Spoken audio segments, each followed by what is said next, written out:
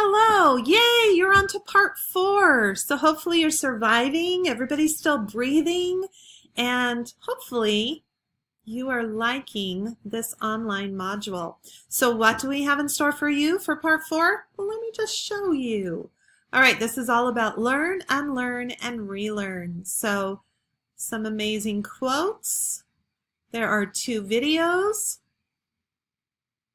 an article, Unlearning is critical for deep learning, and a discussion post. So I know some of you might be saying, oh no, not another discussion post.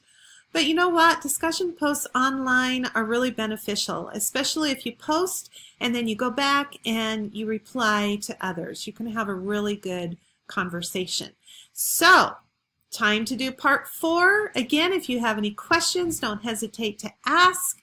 And we'll see you in part 5. Thanks.